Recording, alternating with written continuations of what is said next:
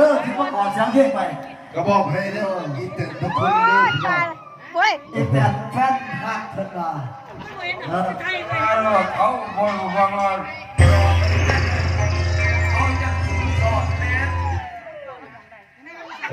มื่อเคยจะมา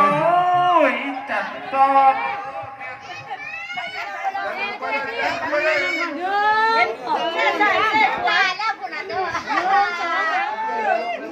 ได้ยังไงอันนี้ตังยังหวังสิยอมแล้วผู้เขาเสียงเบาๆสิส่งให้มันด่าไทยลังดูป้อนคุณพ่อแม่ลูกขับผู้สายอู้คือสายใจทุกปันใดไม่ยังทุกงามดูแลใบใหญ่ขึ้นมาได้ยินหูกันตั้งอยู่คิดหาโอ้ยยำเศร้าคำแม่บึ้งเอาแพ้ตุ้มแล้วก็นอนเอ้ย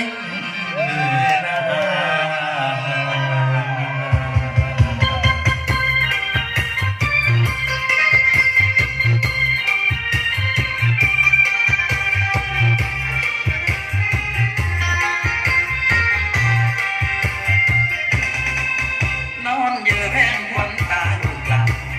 ตื่นขึ้นมาอย่ามองหาแก้วแม่อดีตเสียก่อนแม่สายใจของแม่คือสายเส้นทองสายอยู่นี่ก็คือสายใจลูกอยู่ไกลแสนไกลยังห่วงจิตขึ้นมาน้ำตาไหลร่วงแม่คงเป็นห่วงถึงของสายใจยามไกลบ้านยังคิดถึงดวงดาวที่ขึ้นมาแล้วเศร้าเอาหวังว่าคิดถึงกันสายหัวแม่สวยยามต้องสวยนอนเป็นแม่ก็เป็นคนคู่เอาไว้รักษาใจลูกใหญ่หนีไปไกลจากบ้านประมาณได้4 ปีกอดมือนี้ยังบอกขึ้นเยอะเหลือแต่กายต้องเสียใจอยู่ทั้งบ้านดนดาที่จากบ้านมาคิดทอดมันดาหัวใจแสนเศร้าบ้านเกิดสายอู่ของเราเสียงกล่อมเบาๆว่านอนเยอะนอนเยอะ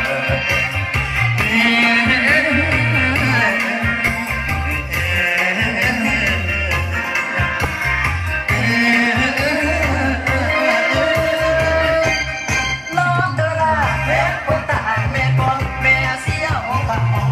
องตุ้มโตกันหายแม่ก็หายมีแต่ก่อนคนที่ยอมแม่มีความรักก่อนนอนนอนมองอยู่ลูกของแม่ก็ได้สายใจลูกผู้ลาก็เป็นเจ้าส่วนตายมาให้กินไปใส่หูใส่ใจไปอยู่ไกลเพียงใดลูกพอเรียวรู้ได้สายใจแม่ได้ลูกสู้พร้อมทั้งสายลูกแม่ได้ลูกวันลูกอยู่นครหลวงเรียงยันเส้นแล้วสุขสันต์พอหมอหรือบ้านทางคิดของเจ้าสายใจเจ้าแม่กระตั้งอยู่สวยแก่แม่เลี้ยงใจสูงบ้านลูกแก่พอเกิดพอเรียนได้เสียงรับเดินแทนใดสิส่ง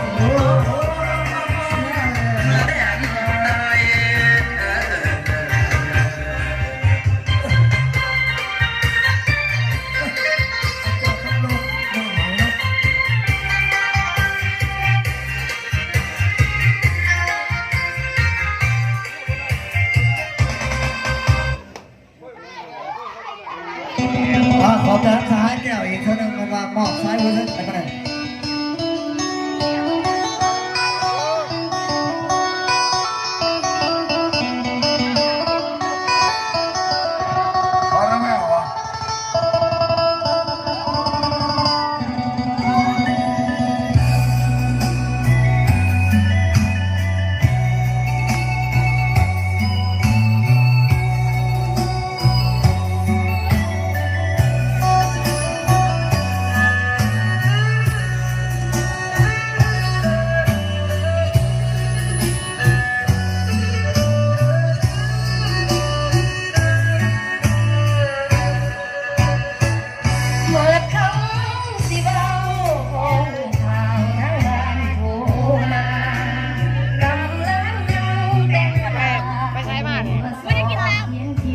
พี่ตั้ม